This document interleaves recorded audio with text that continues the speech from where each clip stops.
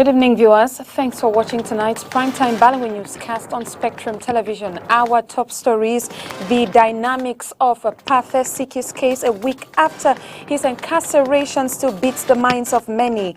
He has been accused by the Cameroon's football governing body's lawyer for illegally keeping documents of the federation with possible intentions of falsifying them. We shall be having reactions from his lawyer in this newscast. Plus, urban insecurity in an operation in gangs called Microbe making waves in the nation's capital, Yaoundé. 5 presumed murders have today been presented following the death of a presidential guard in the month of August. And in sports, it ended in a 1-1 tie between the Indomitable Lions of Cameroon against Jamaica in a friendly encounter in preparation for the World Cup tournament coming this month.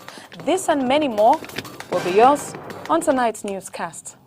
Hello viewers, thanks for watching tonight's primetime Balawi newscast on Spectrum Television. Our very first element comes up in the French language with Leila. Good evening, Leila. Bonsoir à vous, Joséphine Binzi. Mesdames, bonsoir, monsieur, bonsoir et merci d'être avec nous. Il est 20h sur les antennes de Spectrum Télévision. C'est le journal. Une semaine déjà que Parthe Siki est en détention à la prison centrale de Yaoundé. L'ancien secrétaire général de la Fédération camerounaise de football, secrétaire général par intérim, est accusé de détenir des documents en vue de leur falsification. C'est du moins ce que fait savoir son avocat. Plus de détails dans ce reportage que signe Olivier Bouzique. L'affaire devrait la chronique depuis quelques jours. Ancien secrétaire général par intérim de la FECAFOOT, Parthe Siki s'est détenu depuis une semaine à la prison centrale de Yaoundé-Kondengui suite à une plainte de son ex-employeur contre lui. Il est accusé par le nouvel exécutif de la Fédération camerounaise de football de détention des documents, d'un document en vue de sa falsification. Il a été ouvert à la suite de cette plainte et M. Parthe Siki a été entendu à la police judiciaire. Et à la suite de quoi il a été présenté à M. le procureur pour la première fois, lequel a par un soit fait retour, a donné un complément d'information.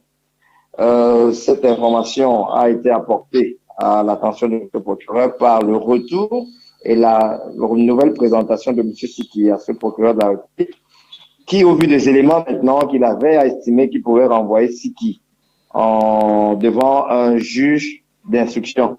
C'est pour cela que la procédure est partie du parquet pour se retrouver désormais devant le juge d'instruction qui a inculpé M. Parthe Siki, lequel juge avait la possibilité soit de l'inculper libre, soit de l'inculper en le plaçant sous mandat de détention provisoire. Il a pris la deuxième et la mauvaise option, à mon sens. Et malgré les garanties de représentation que nous entendions lui montrer, et que nous avions déjà présenté au procureur, le juge a malheureusement opté pour la mise en détention provisoire de M. Parthe Siki. Au jour d'aujourd'hui, il est écroué à la prison centrale de Kondengui et il attend qu'il soit extrait pour que l'information judiciaire commence effectivement devant ce juge d'instruction. Interrogé au cours d'une émission télé le 8 novembre, Samuel Eto'o n'a pas souhaité réagir sur l'affaire, encore pendante en justice. Selon son avocat, le directeur de publication de l'hebdomadaire Info Plus se prépare psychologiquement. Il est assez combatif.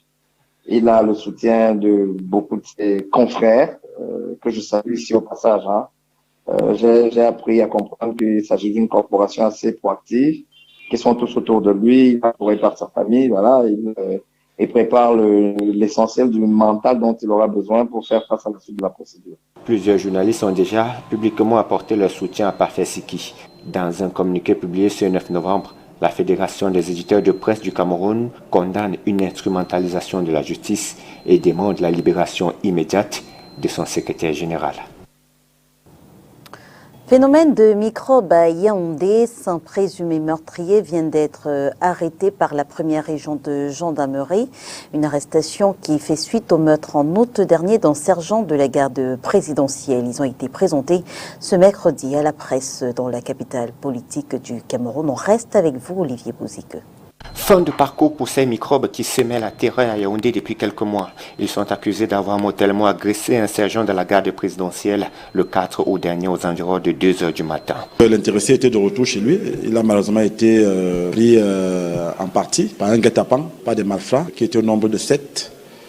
armés d'armes blanches à bord de 3 motos. Les malfrats voulaient visiblement s'emparer de sa moto et puis le délester de ses moyens. Face à sa résistance, il a été mortellement poignardé.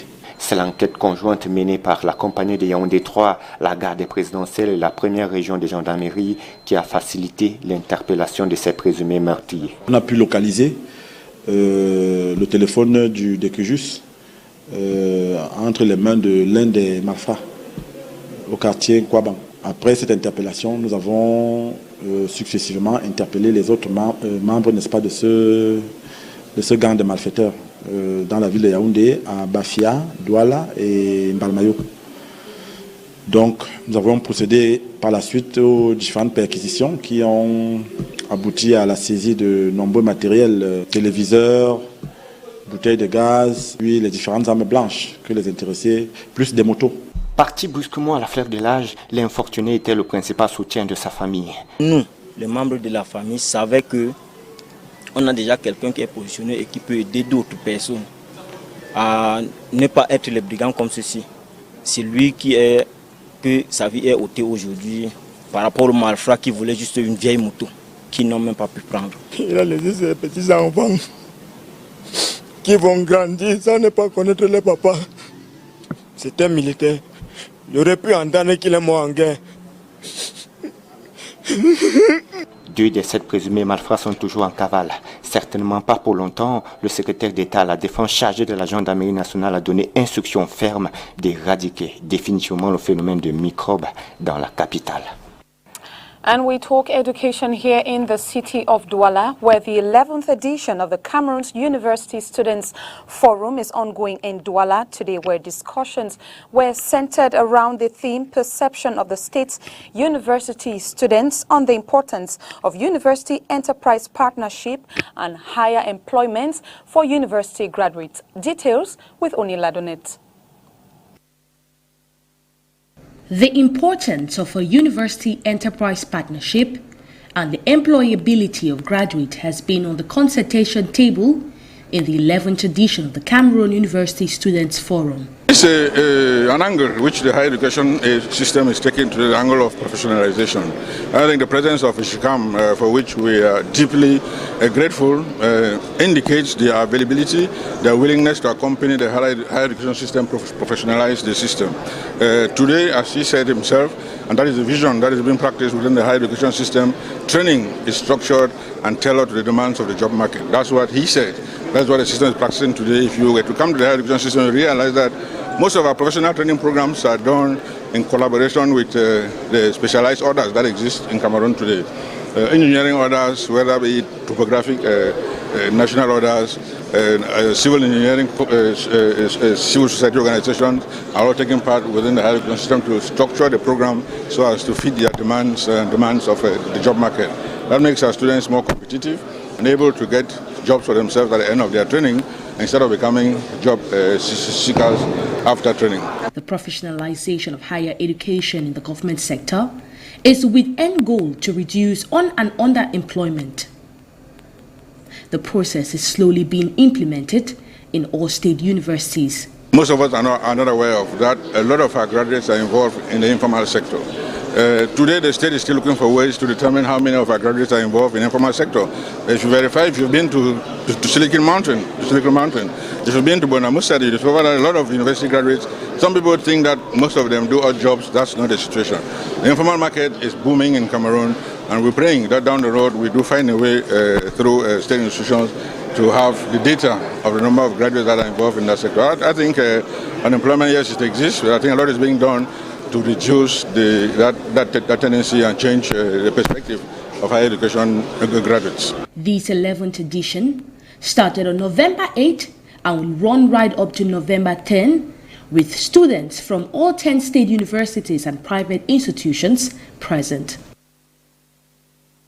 Les pièces de monnaie sont très importantes dans les transactions financières et dans leur rareté et a un impact économique non négligeable. Alors que la Banque des États de l'Afrique centrale annonce dans les prochains jours la mise en circulation de nouveaux billets, la rédaction de Spectrum Télévision s'interroge sur l'importance de ceux-ci en pleine crise de monnaie. Oriane Duncan. Du fait de la détérioration des billets de banque et surtout dans un objectif de sécurisation, il est usuel et normal pour la Banque centrale de procéder à leur renouvellement. Seulement, l'annonce par la Banque des États de l'Afrique centrale de la mise en circulation de nouveaux billets de banque arrive dans un contexte particulier, la pénurie des pièces de monnaie. Il faut déjà dire que la monnaie divisionnaire très souvent représente à peu près 10% de la masse monétaire globale, la monétaire fiduciaire bien sûr globale. Donc on ne peut pas ne pas se préoccuper de la grande masse monétaire qui sont les billets de banque. Pour des raisons que nous venons de citer, les problématiques de sécurité et autres. Maintenant, la pièce de monnaie, la monnaie divisionnaire qui n'est pas une très grosse masse, même s'il y a une problématique du réel, n'en demeure pas moins vrai que l'impact sur l'économie n'est pas aussi important que si nous avions la même problématique avec la monnaie fiduciaire. La monnaie divisionnaire a une importance fondamentale dans l'économie. Les services ont des prix. Et chaque bien des services a un prix soit de niveau à être payé par la monnaie fiduciaire, c'est-à-dire les billets de banque, soit par la monnaie divisionnaire. Donc, si vous avez un taxi, vous devez payer un taxi, le prix du service du taxi ne correspond très souvent pas à la valeur faciale d'un billet. Et donc, il faut qu'il y ait de la monnaie divisionnaire pour pouvoir payer des services qui n'ont pas le même prix facial que les billets de banque. D'où l'importance de cette monnaie divisionnaire. Maintenant, la question c'est, avec les difficultés que nous rencontrons, faut-il continuer avec le même modèle d'émettre des pièces métalliques ou alors faut-il changer de modèle et aller vers des modèles plus innovants qui nous permettraient de résoudre ce problème? À ce sujet, les banques centrales se penchent de plus en plus vers la monnaie numérique. Mais ça sera quand même compliqué dans un environnement comme le nôtre où la monnaie fiduciaire, où la monnaie matérielle physique a encore beaucoup d'importance. Il faudra bien entendu trouver un moyen de le résoudre. Est-ce qu'il faut faire de la monnaie fiduciaire des billets de banque de 1, 2, 3, 4 francs, enfin, c'est toujours un peu compliqué parce que c'est des monnaies qui sont assez manipulées. Et pourtant, de l'autre côté, la monnaie a un prix. Si vous avez dans le service, vous ne pouvez pas acheter un bonbon avec le même billet que si vous achetez un livre. Et donc, il faut bien que tous les biens qui ont prix puissent trouver leur contrepartie monétaire. D'où la monnaie divisionnaire que nous appelons les pièces de monnaie. C'est une grosse réflexion à mener pour pouvoir... Et la monnaie numérique sera probablement, peut-être prochainement, la solution à cette problématique. La BEAC a annoncé le 7 novembre dernier qu'au cours des festivités marquant son cinquantenaire du 20 au 22 novembre prochain en N'Djamena au Tchad, elle dévoilerait les nouveaux billets de banque à mettre en circulation dans son espace communautaire. Il faut dire, Oriane Donquin, que la mise en circulation de nouveaux billets doit répondre à un certain nombre de défis. Écoutons l'expert financier. Mettre en circulation de nouveaux billets, forcément, va générer des défis. D'abord, l'un des défis que nous pourrions évoquer, c'est le défi technologique. Vous savez, un billet de banque, il y a beaucoup de demandes de sécurité à l'intérieur. Et donc, il faut pouvoir être sûr qu'on va faire mieux que la gamme qui était en circulation avant le changement. Le graphisme, vous savez, on a eu des billets qui n'ont pas été toujours très bien réussis. Vous vous rappelez les fameux billets de 500 francs qui ont été un peu... bon, voilà, ça n'a pas été un gros succès sur le plan du graphisme ou de la qualité. Donc, ça, c'est des défis technologiques que la Banque centrale doit pouvoir relever. Il y a des défis opérationnels. Quand on change de nouveaux billets, il faut bien les diffuser. Et donc, il y a un défi opérationnel pour la Banque centrale de pouvoir diffuser cela à temps, dans un rythme assez acceptable pour que ce soit accepté par toutes les populations et les agents économiques. Défi opérationnel pour les acteurs, les professionnels que sont les banquiers. Vous avez des distributeurs automatiques qui existent un peu partout. Qu'il faut bien que les nouveaux billets puissent être acceptés ou tout au moins puissent être utilisés sur ces distributeurs automatiques. Quand vous allez dans une banque, vous avez des caissiers ou des caissières qui utilisent des machines pour compter des billets. Il faut bien qu'effectivement ces nouveaux billets puissent être utilisés par toutes ces machines. Ça, c'est des défis opérationnels qui sont assez importants. Si vous allez, j'irai même plus loin, des défis culturels, sociologiques. Un billet, vous avez vu que sur les billets, il y a quand même des images qui reflètent très souvent des éléments qui sont des les éléments culturels, les éléments sociologiques. Il faut que la Banque centrale réussisse à capter l'attention des utilisateurs, ou tout au moins puisse faire en sorte que ces nouveaux billets puissent être sociologiquement acceptés et culturellement acceptés par les utilisateurs. Donc il y a effectivement ces défis. And we talk cooking gas scarcity in the economic capital. Despite indications of about 1,200 metric tons of cooking gas, the scarcity still announces its presence much more in the country's economic capital. Catherine Kone and Nono Fotue went to some retail shops and gave us the following details. Cooking gas scarcity continues to hit the city of Douala despite government's announcement of the arrival and availability of several metric tons in the country. D'abord, en tant que revendeur, c'est très difficile. En tant que revendeur, toi qui as environ 200 à 300 bouteilles, tu te retrouves en train d'acheter une bonne... As a retailer, it's difficult. I used to have over 200 to 300 bottles, but now I can buy between 10 to 20 bottles. You can imagine how one who sells over 100 bottles will have only 50 available. When it comes to sales, it becomes tricky, as you will need to sell to regular customers, and that will pose a problem to other clients. This scarcity has to be properly addressed. C'est un sujet sensible et à revoir. Strategies are being registered here and there as demand is more than supply across the city. En fait, il n'y a pas de gaz qu'on livre de façon permanente. C'est de façon horoscopique. Dans un temps, c'est ça qui vient, quand bien même. There is no fixed date of delivery. A particular brand may be available and the other not. It comes in limited quantity. I have over 8 brands available. The price remains the same, 6,500 francs CFA. Le prix reste le même. Parce que le prix, c'est le prix homologué, c'est 6,500. Le prix reste le même. It should be recalled that a shipment of 4,000 metric tons of gas arrived at the city of Douala on October 20, and the second shipment of 8,000 metric tons arrived on the first hours of October 21, 2022. Et puis les de 1 500 francs à 80 000 francs CFA, de 15 000 à 80 000 francs CFA, le sac de 100 kg d'oignons est de moins en moins accessible. Les oignons se font rares à Douala et aussi dans le Grand Nord, zone de provenance. La raison avancée par les commerçants pour expliquer cette hausse des prix et la cherté des intrants. Reportage. Incompréhension et réorganisation perpétuelle des finances meublent désormais le quotidien des ménagères et des revendeuses dans les espaces marchands. Ce jour au marché Oignon, dans le 2e arrondissement de Douala, des dames qui essayent d'adapter les prix actuels aux besoins de ce mois. Je suis sortie avec 3 000 francs, mais je me rends compte que on compte, par exemple, comme celle-ci, on compte ceci. Ceci, c'est 7. Il m'a parlé de 7 à 500. Donc, je ne sais pas. Je vais prendre pour 500 et prendre pour 3 000. Je vois que ça ne doit rien donner. Ça ne va même pas finir le mois chez moi. Parce que le plus souvent, je prends pour 3 000 pour finir le mois. Mais je vois que 3 000 ne doit pas finir le mois. 75 000 le sac d'oignons. Et avant, tu achetais à combien? Non, le temps de récolte. Le temps de récolte, nous on achète le sac d'oignons à 15 000, 18 000. Bon, et maintenant, tu vas faire comment comme c'est cher là maintenant? Non, je compte.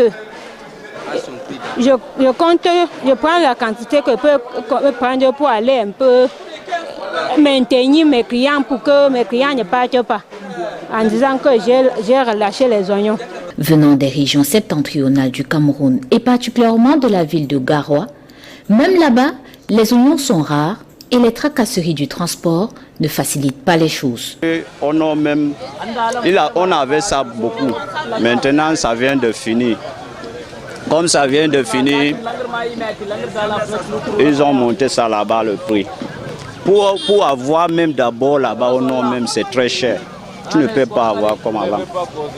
Et tu pars même maintenant là, tu envoies ton argent pour que ça arrive ici. C'est un travail. Tu ne peux pas même avoir. Il n'y a même plus les oignons. Les oignons de nord maintenant, c'est presque il n'y a plus comme avant. C'est les moments anciens depuis qu'on parle même. Les moments comme ça, il n'y a même pas de oignons de nord. Et maintenant, c'est les gens qui étaient de garder dans les couloirs petit. C'est ça qui vient maintenant. Le prix qui est monté jusqu'à fort maintenant parce qu'il n'y a pas. Bon, au moment d'abondance, c'était un peu 15 000. Comme maintenant, c'est un peu fini là. L'oignon est devenu 75 000, il n'y a pas les engrais. Ce n'est pas n'importe qui de cultiver. Et ce n'est pas facile aussi de garder l'oignon jusqu'à ce moment-ci. Donc c'est le moment de la fin, novembre, décembre, l'ancien fini, avant que le nouveau arrive. Même le nouveau, ça devait arriver en janvier, mais actuellement, il n'y a pas les engrais. Ça sera toujours cher.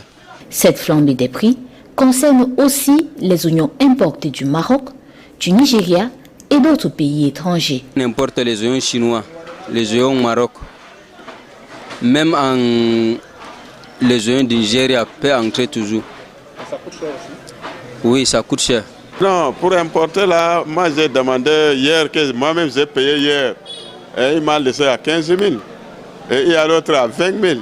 Il y a les couleurs de qualité. Il y a les rouges, comme pour le nord là un peu. Et ça, le prix, le filet de ça, 20 000. Et l'autre qui a 25 kilos, j'ai payé hier à 15 000. Donc, c'est ça que le prix, c'est un peu quand même. Ce n'est pas comme pour nous. Et pour nous, les sacs de 90 kilos là, et 100 kilos, ça donne dans les 80 000 maintenant, parce qu'il n'y a pas. La hausse vertigineuse des prix au marché oignon, espace marchand spécialisé dans la vente des denrées provenant du Grand Nord, concerne aussi les arachides, l'ail, les graines de cornille, d'appellation locale, coco.